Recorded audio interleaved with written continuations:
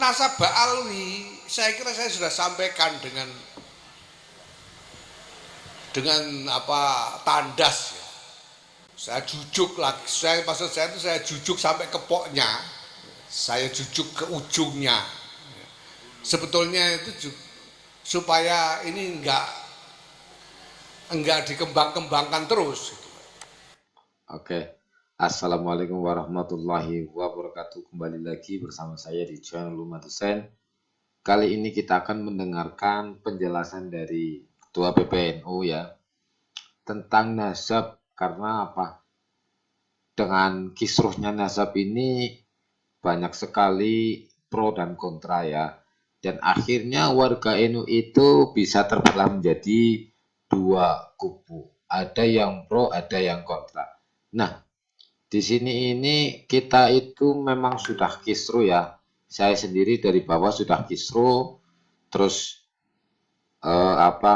ada penolakan, ada penerimaan, dan kita yang dulunya teman sekarang jadi agak menjauh karena perbedaan pendapat.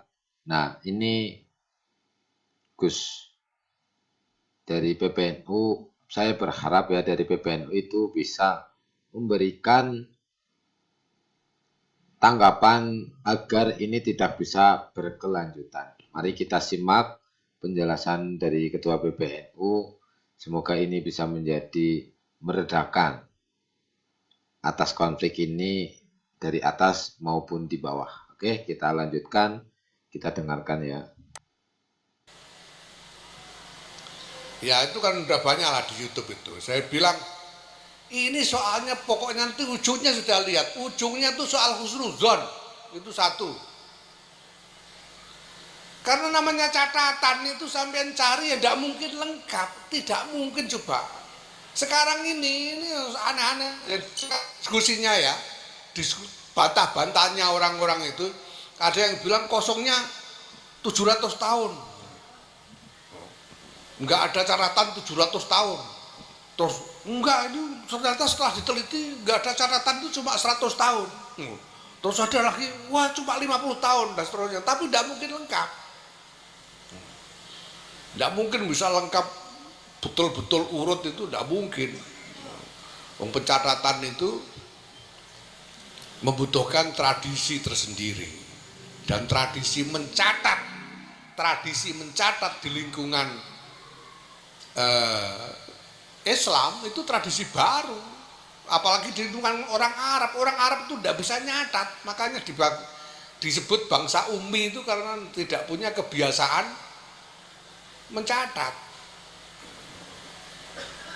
Nah tapi kan ada riwayat oral dari mulut ke mulut itu ada ya. Nah sampean kalau mau ngurus itu sekalian nanti sampean ngurus nasabnya Kanjeng Nabi sampai ke Nabi Ibrahim, catatannya sumbernya dari mana kan repot juga. Apalagi sampai Nabi Adam, nah, sudah repot semua. Jadi saya langsung jujuk ke ujungnya itu, satu ujungnya itu husnuzon. Semua ini husnuzon. Kita berhusnuzon saja, sudah. Itu yang pertama. Yang kedua saya sampaikan yang kedua bahwa asar nubuwah itu bukan cuma silsilah nasab melalui jalur laki-laki itu. Dan sebetulnya silsilah nasab jalur laki-laki itu juga tidak harus jadi pegangan. Wong mansus di Quran wa ma Muhammadun aba ahaden min rijalikum itu sudah jelas. Jadi tidak harus pegangan nasab laki-laki itu tidak harus. Maka saya lebih milih ikut Syekhina Kiai Maimun Zubair yang pegangannya pokoknya nutfah nubuwah.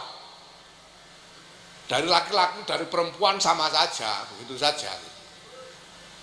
Sehingga keyakinannya sebagian besar orang-orang pesantren itu ada nutfah nubuwah, itu ada.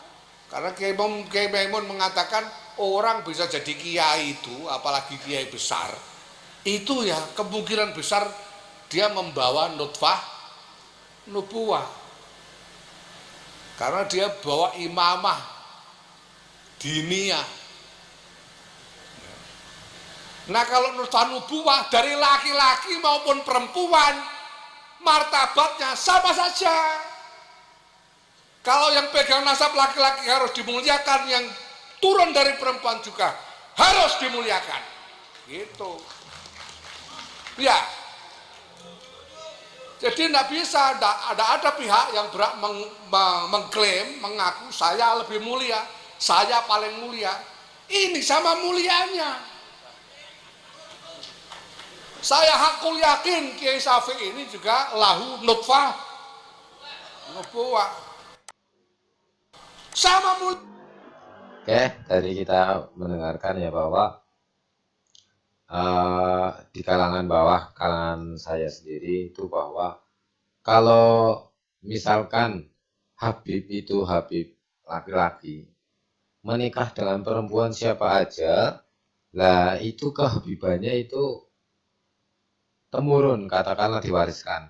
Tetapi kalau anak Habib, putri Habib itu namanya Syarifah ya. Kalau Syarifah itu menikah dengan laki-laki biasa seperti Gus, seperti Kiai, nah itu nasabnya hilang.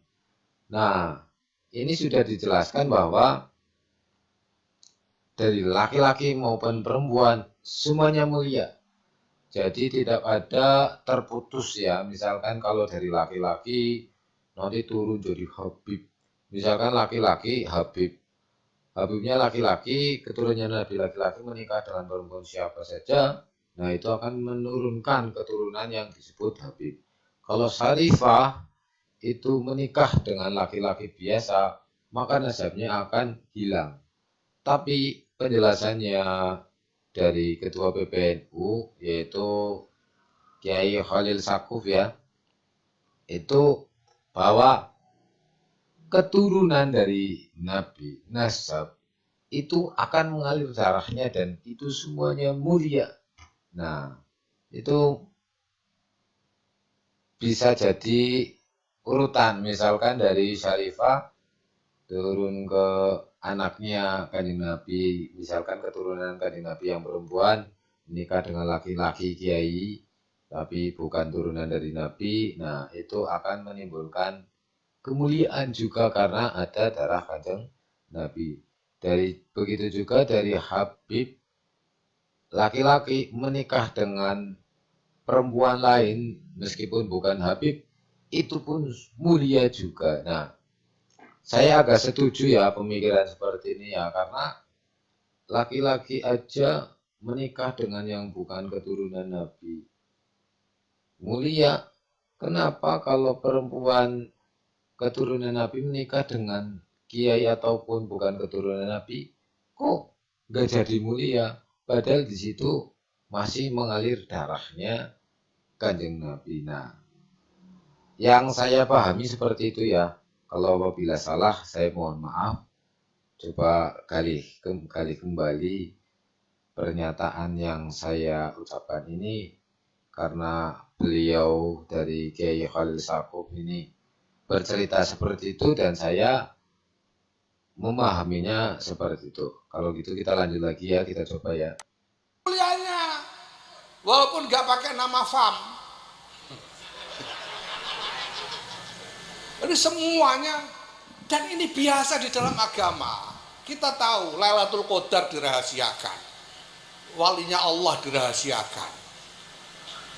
Ya, waktu mustajab di hari Jumat dirahasiakan supaya apa? Supaya kita memuliakan semuanya tanpa kecuali. Gitu loh. Tidak perlu merasa paling, tapi saling memuliakan. Itu yang paling penting, itu soal nasab tadi ya. Jadi menurut saya sih ya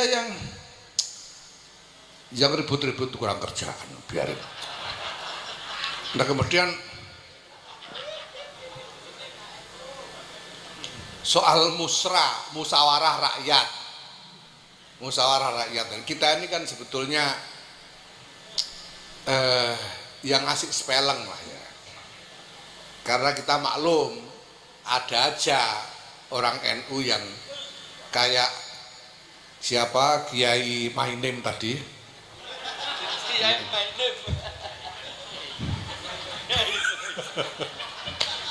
Pak Kiai Mainim tadi yang kepengen ada punya presiden nakoda dari NU gitu ya, itu ada saja. Makanya kita bikin batasan formal yang memang sudah jadi keputusan muktamar, ndak boleh pakai lembaga, itu aja. Kalau atas namanya bukan lembaga, ya sudah, ndak apa-apa. Jadi musrah-musrah, kalau sana bikin musrah dukung si A, sampai bikin musrah dukung B, itu juga ndak apa-apa, santai aja. Sama-sama musrahnya gitu loh. Iya. Sama-sama musrahnya santai saja. Yang penting ndak pakai lembaga. Jangan atas nama PCNU, atas nama lembaga takmir masjid NU misalnya ndak boleh. Ya. Pakai lembaga di kantor NU jangan. Tapi kalau atas nama warga silahkan saja. Ya. Ini spelling kita. Kalau Muhammadiyah malah ndak boleh. Warga Muhammadiyah itu tidak boleh. Muhammadiyah itu kita ya gimana lagi, masih kita inilah ya.